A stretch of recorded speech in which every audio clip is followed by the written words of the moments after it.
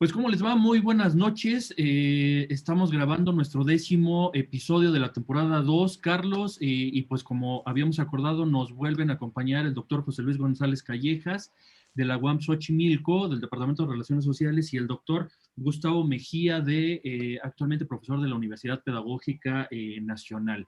Y nos quedaron temas pendientes, Carlos. Es correcto, Ángel. ¿Cómo están, Gustavo, José Luis? Buenas tardes, noches. Un saludo también a la amable audiencia. Pues sí, en el capítulo previo, el doctor Gustavo y el doctor José Luis pues, nos platicaban sobre esta geografía de la educación, pues que es todo un tema, ¿eh? Y que bueno, pues se discutió un poco sobre si hay o no, si existen o no. Se pueden hablar de subsistemas de la educación, del análisis socioterritorial, los procesos de movilidad social en toda la obra escrita de estos académicos, pero que también sus estudios han concluido, ¿no? Que era una hipótesis con la cual había iniciado Ángel, la cual yo comparto, que varios de los postulados, varias de las valoraciones ya encontradas por Gustavo y por José Luis, pues ahora están haciendo mucho escándalo, eh, pero que nuestros investigadores ya habían encontrado previamente desde hace varios años, pero por cuestiones por cuestiones que no vamos a indagar aquí, pues no se ven hecho muy publicitables, ¿no? Miren, para muestra un botón, estimado público de políticas públicas a debate, en el citado número de la revista Proceso, el 2313, que si no recuerdo tiene una semana de este sábado que pasó hace 8 días, estoy en la página 33, primer párrafo, dice lo siguiente. Además, la asamblea, bueno, voy a decir el título del estudio, que decía, el error de la auditoría del aeropuerto ocultó otras graves anomalías. Me traslado a la página 33 y dice lo siguiente. Además, la Auditoría Superior de la Federación observó que en el programa de Universidades para el Bienestar Benito Juárez, la coordinación a cargo de Raquel Sosa Elizaga, una incondicional del presidente, entregó más de 828 millones de pesos en subsidios para la construcción de 100 sedes. A pesar de que 8 de cada 10 proyectos no reunían los requisitos de elegibilidad establecidos en sus propios lineamientos, lo anterior, según el organismo fiscalizador, podría representar un riesgo de que no se esté atendiendo a la población objetivo del programa. Estimados Gustavo, estimados José Luis, Gustavo, ustedes ya han estudiado esto hace bastante tiempo y creo que sus conclusiones todavía son más fuertes que estas, ¿ciertas? ¿Es cierto? ¿Cómo están? Bienvenidos. Sí, hola Carlos, hola Ángel, hola José Luis. Sí, un poco lo que comentábamos es que este estudio lo hicimos hace 2 años como parte de un seminario que organizaron Pedro Flores Crespo de la Universidad Autónoma de Querétaro y César García del Tecnológico Nacional de México. Y que bueno, de acuerdo con los mismos criterios establecidos por el programa, solo una sede cumplía con estos criterios.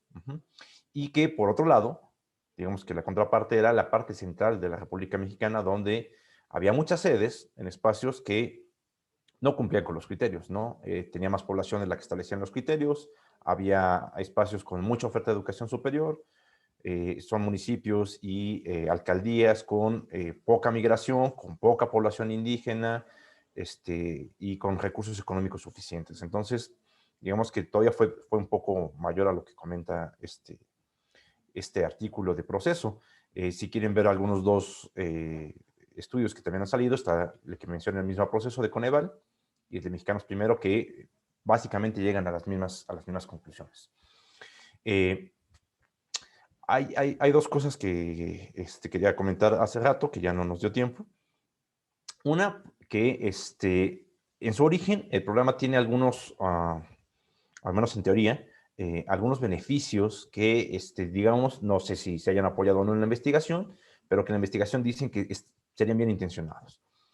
Cuando se habla acerca de los espacios, como en México, que hay pocas personas que terminan la educación superior, uno tiene que ver con la cuestión de la oferta. Entonces, si se amplía la oferta, hay más oportunidades de estudiar. Pero no basta con eso. Además de eso, se tiene que garantizar que ingresen. O sea, no basta con poner una escuela, sino que las personas entren. Ajá. En casos que lo vemos muy claramente en el centro del país, como la UNAM o la UAM, hay muchos filtros, incluso en escuelas públicas, para que las personas ingresen. Entonces, en ese sentido, el programa de las universidades cumple con dos características de ahí que son llamémoslo así, benéficas o bondadosas, ¿no? Uno, pone sedes donde no lo hay, al menos en términos teóricos, y dos, no establece filtros de ingreso. O sea, lo único que necesitan las personas que están interesadas en ingresar es inscribirse.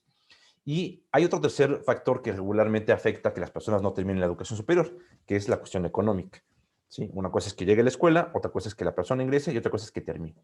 Entonces, el programa de las universidades Benito Juárez también les da una beca de apoyo durante toda la licenciatura. Entonces, en este sentido, cumple con tres características que en teoría tendrían que facilitar el proceso de ingreso y término de la educación superior. Entonces, bueno, en teoría tendría que cumplir con esto. Ahora, esa es una parte. La otra parte tiene que ver con, ya dijimos, se coloca a la sede, se garantiza que se ingrese y se garantiza la permanencia. Pero hay otro tercer momento, un cuarto momento, que es el egreso, ¿no? ¿Qué sucede cuando las personas egresan? El caso de las universidades Benito Juárez también aplica al resto de las universidades y instituciones de educación superior en México, ¿no? ¿En qué medida, viéndolo en términos muy pragmáticos, responde a la oferta de educación, digo, la oferta del mercado laboral regional? No analizamos todas las sedes, pero como comentamos, nos acercamos en un segundo momento a la única sede que cumplía con los criterios, que es esta sede en el municipio de Urique. La sede no se localiza en la cabecera municipal, sino se localiza en una comunidad más al norte del municipio, donde hay más vías de comunicación. La carrera que se oferta allí es ingeniero agrónomo. Esta sede en Urique, en Chihuahua, está en la Sierra Tarahumara. Ajá, y cumple con estas condiciones que debería caracterizar a todas las sedes. Hay un gran porcentaje de población indígena, hay pobreza, hay poca oferta de educación superior, hay altas tasas de migración y hay mucha violencia. ¿Sale?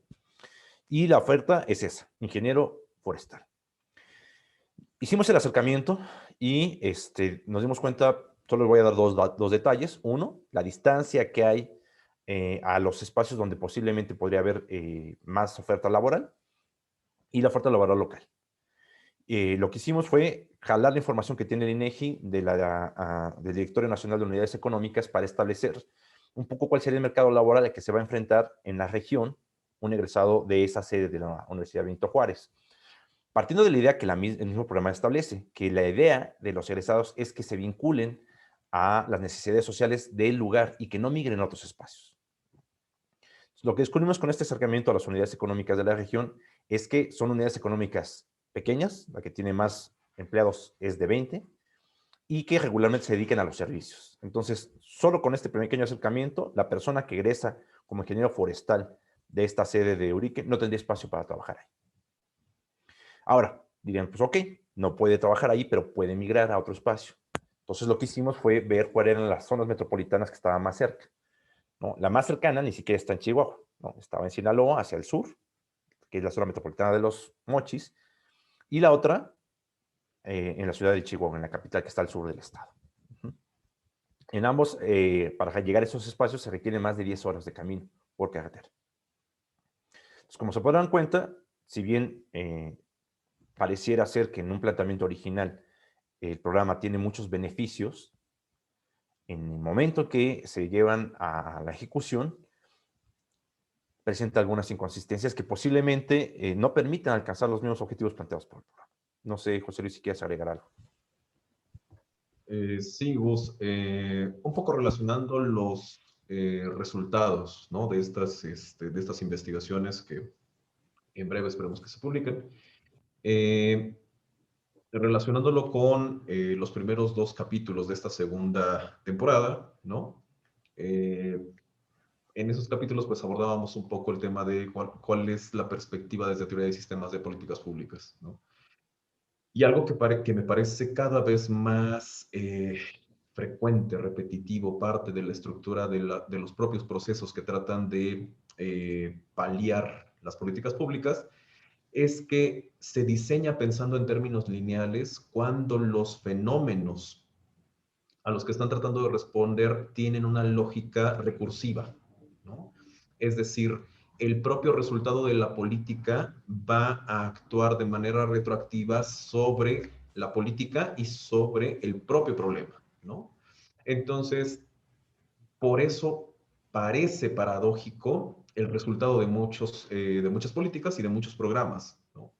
Que es algo que ya desde la sociología, no solamente desde teoría de sistemas, se ha analizado bastante, ¿no?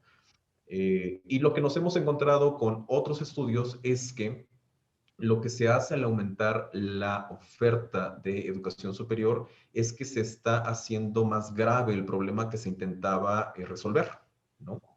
Porque se reproduce a una escala más pequeña el mismo problema que se busca atender, ¿no? Vemos cómo se trata de descargar a una zona metropolitana, a un subsistema, la gran demanda que hay, ¿no? Pensando en las universidades públicas federales, ¿no? Casi todo el mundo quiere estudiar ahí. Y de pronto cuando uno revisa las cifras, se da cuenta de que hay oferta, ¿no? Para poder responder a la demanda. El problema es que los estudiantes en potencia no quieren ingresar a estos sistemas, ¿no?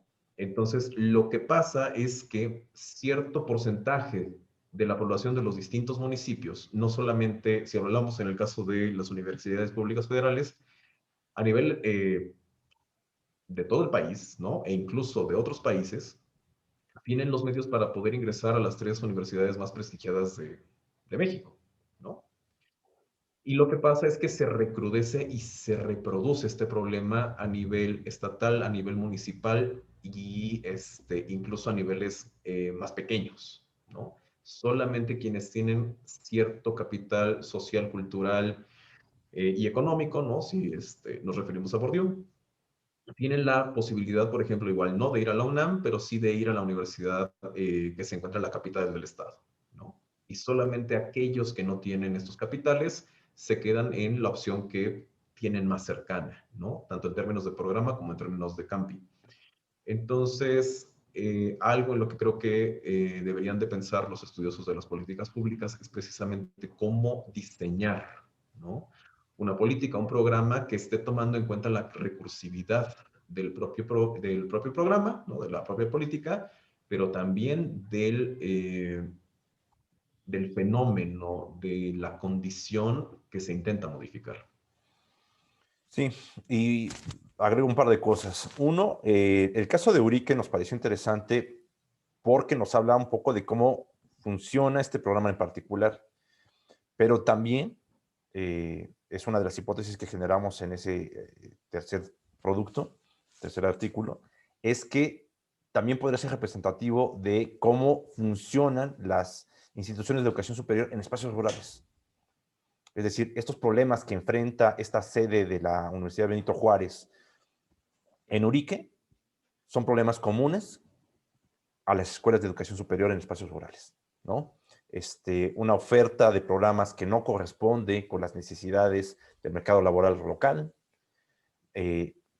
dificultades para acceder incluso al mismo espacio, muy probablemente dificultades para mantener el staff básico con el que pueda trabajar la universidad, entre otros, ¿no? E incluso posiblemente también la migración de los egresados hacia otros espacios donde pueda haber mejores oportunidades de trabajo. Eso por un lado. Por otro lado, lo otro que quería comentar es, este programa significó una gran cantidad de presupuesto. Y entonces, pues, en México no hay más. Si jalas de un lado la cobija, otros se quedan descobijados. Y eso ha pasado. Por supuesto, hay instituciones que nunca se van a descobijar, como la UNAM, ¿no? Mientras que en general las instituciones de educación superior tienden los últimos 5 años tienden a disminuir el presupuesto que se les asigna. La UNAM siempre tiene un poquito más. Pero pensemos en la UDG, la Universidad Autónoma del Estado de México, la Universidad Autónoma del Estado de Morelos, que están en crisis por problemas de corrupción muy grandes, particularmente Morelos y el Estado de México, terribles. Guerrero, aparte, ¿no? También. Bueno, Guerrero, y si le seguimos buscando, pero digamos que las que surgieron como más rápido en lo de la estafa maestra fue Morelos, ¿no? Por decir algo. Pero no nada más fue la estafa maestra, vienen de una historia de corrupción tremenda de 10, 15 años con rectores que se han despilfarrado los recursos de la universidad, pero además les han recortado el presupuesto que se les estaban asignando.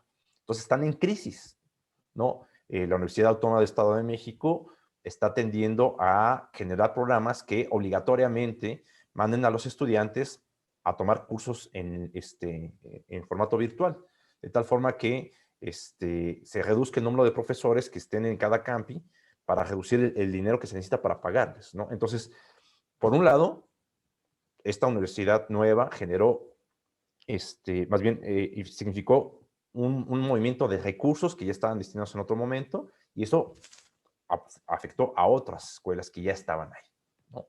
Entonces, también era importante que señalara esta parte, ¿no? Y Sí, quizá perfecto. en ese nivel funcionaría una cuestión sistémica, ¿no? Lo que pasa en un grupo de escuelas va a terminar pegando a las demás. Ujú, ujú. Sí, yo no sé, Ángel, pero van saliendo N cantidad de asuntos, sobre todo relacionados con política pública. Esto último que menciona Gustavo sobre los financiamientos, pero todos sabemos que el dinero no crece en los árboles. ¿Por qué lo digo con esas palabras? Porque siempre que se hace, se diseña, se procura una política pública, se nos dice que nunca hay dinero y que si quieres abordar un problema público, pues tienes 2 pesos para hacerlo y párale de contar porque este país no tiene. Yo creo que si hay mucho dinero en nuestro país, pues está muy mal administrado, muy mal organizado y muy mal distribuido.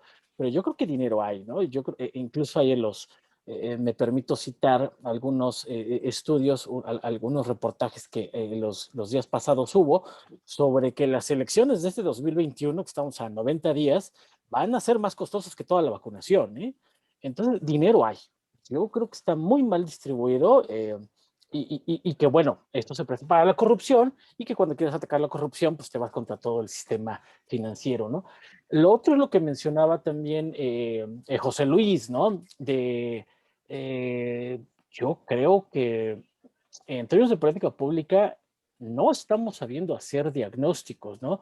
Creo que cada vez están más estos manualitos, ¿no? Que se da mucho en política pública, sobre todo cuando predomina lo técnico, de que los diagnósticos deben tener estos elementos, ¿no? Incluso hay hasta quien los enumera, pero que a la hora de que abordas este tipo de programas, pues resulta que cómo demonios ¿cómo demonios se justifica un problema público? ¿Cómo se diagnosticó este asunto?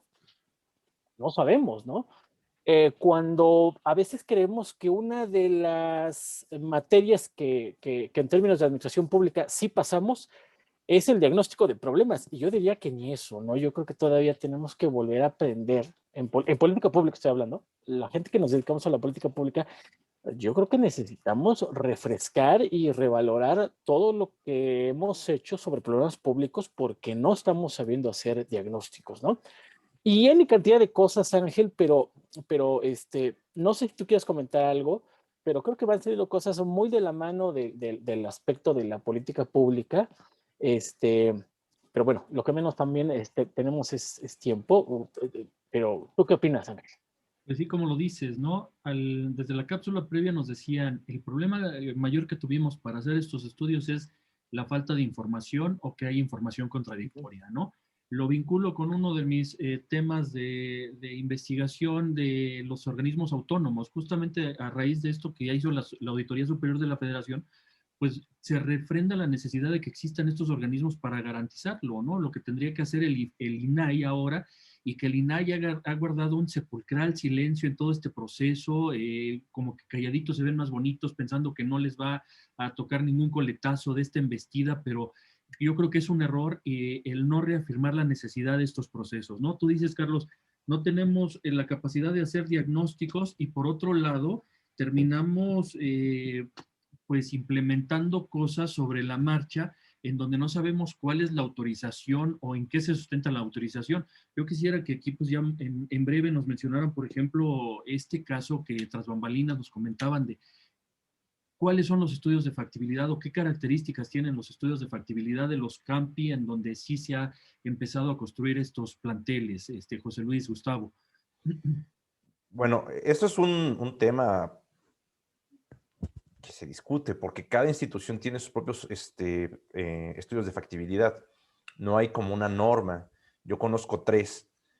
El de la Mexiquense, que como comentamos, básicamente es una serie de datos que no tiene texto para terminar justificando que en un lugar específico se tiene que establecer una sede.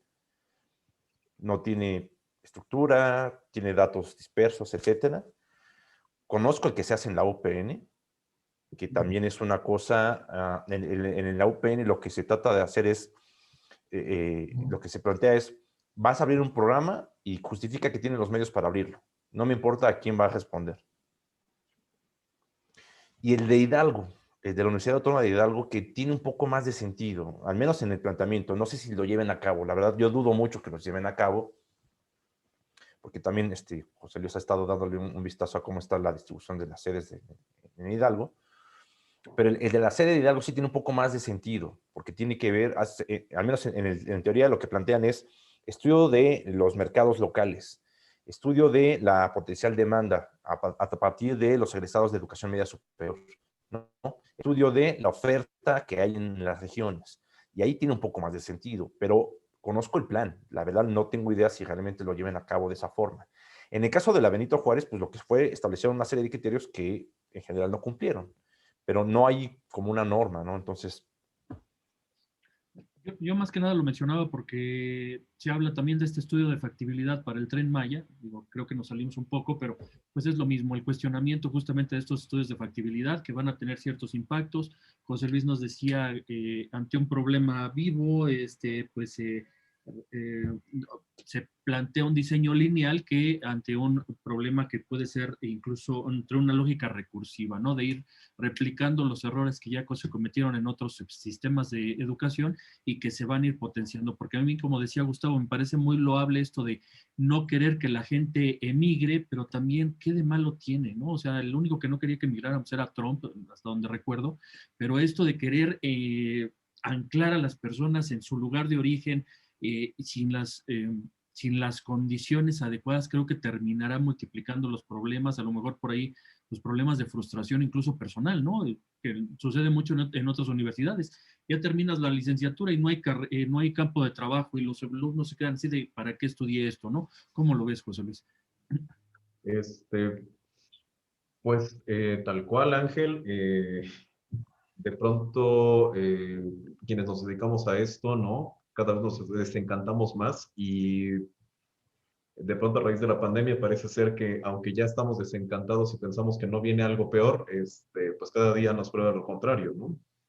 Y creo que si bien, ¿no? Teoría de sistemas no es la única perspectiva ni la mejor, ¿no? Es en la que sí me siento un poco más cómodo. Y recordaba un ejemplo que me parece muy significativo, ¿no? De pronto cuando estamos en un concierto, una persona para mejorar su perspectiva, la visión del espectáculo, se levanta. Pero eso obliga a que quien está detrás se tenga que levantar. Y eso nos lleva a que de pronto todo el auditorio está de pie, ¿no? Y pierde el sentido el que existan asientos, ¿no? Y que además se pague muchísimo por una mejor vista. Y en ese sentido me refiero a los efectos perversos, ¿no? De una política pública. Uno puede tener la mejor intención y relacionándolo con lo que estaba diciendo Carlos, ¿no? Cómo refrescar toda política pública, todo diseño de política pública ya está implicando una ontología y una antropología filosófica, ¿no? Aunque no se sepa.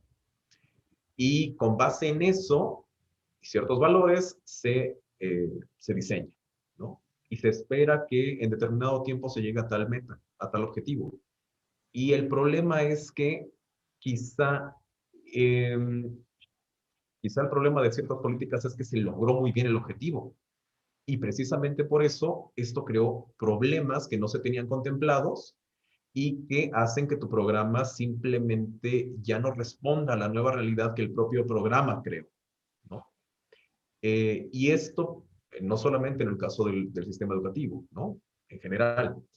Entonces, el problema aquí es que vamos a necesitar de cierto tiempo, por lo menos los primeros egresados, ¿no? Para saber a qué se van a enfrentar y cuál va a ser la realidad que este programa está creando, ¿no? Y cuando uno está pensando en términos de realidad, al menos desde teoría de sistemas, uno está pensando en cuáles son los problemas, cuáles son los riesgos y los peligros a los que nos vamos a enfrentar por esta acción, ¿no? De pronto se pueden multiplicar. Y justo por eso se justifica seguir pues, analizando esto, no solamente desde la política pública, ¿no? Sino desde otras disciplinas científicas. Bueno, pues esperemos que este programa cumpla con los objetivos y que no sea víctima de su propio éxito, ¿no? Entonces, eh, pues eso es lo que, con lo que yo cerraría, Carlos. Pues el tiempo otra vez ya se nos agotó, lamentablemente. Lo que nos Sí, está haciendo es interesantísimo, pero el tiempo otra vez nos está comiendo. ¿Cómo ves? pues dejan ahí varios temas, pues propios para la reflexión de este debate necesario de la política pública. Y pues no queda más que agradecer a estos ponentes, a estos presentadores de estas investigaciones, a Gustavo y a José Luis y a Gustavo, pues muchísimas gracias por acompañarnos, por arrojar luces en esto que a veces parece obvio en términos de política pública, pero que bueno, ustedes nos dicen, pues no lo es. Y pues a seguir a darle continuidad a este tipo de enfoques con estos temas tan interesantes. Y si me lo permites, Ángel, pues nada más que nos compartan alguna bibliografía mínima que nos recomienden, pues tanto del estado del arte en general como de sus propias obras, ¿no? Hace rato ya estaban hablando de algunas publicaciones. ¿Nos podrían comentar al respecto, por favor? Y ya, pues con eso empezaríamos a cerrar. Sí, bueno, estos estudios sobre la Universidad Benito Juárez van a publicarse próximamente. El primer acercamiento en un capítulo que va a publicar la Nuyes. El segundo acercamiento en un artículo que se va a publicar en la revista electrónica de investigación educativa de la Universidad Autónoma de Baja California.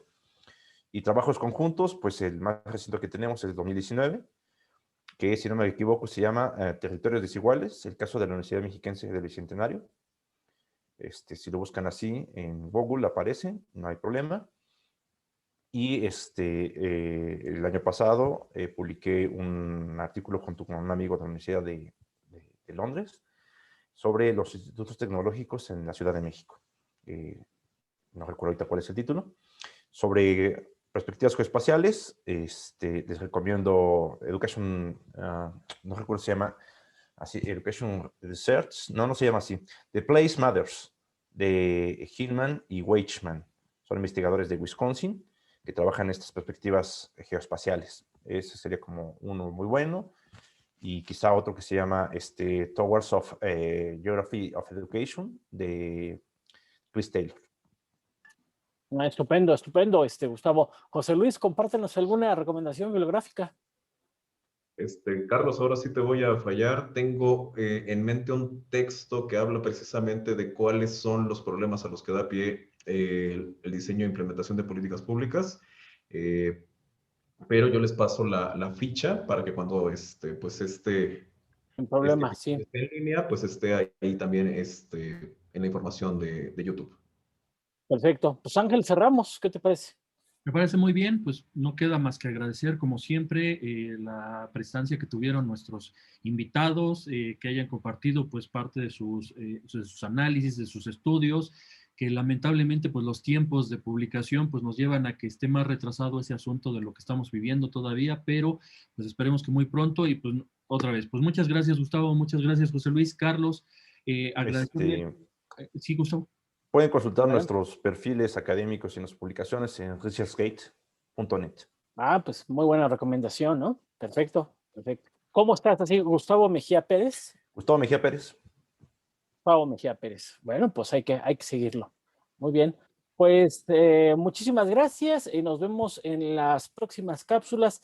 Síganle dando like a Políticas Públicas a Debate y nos vemos pronto. Cuídense mucho. Buenas noches. Hasta luego. Hasta luego.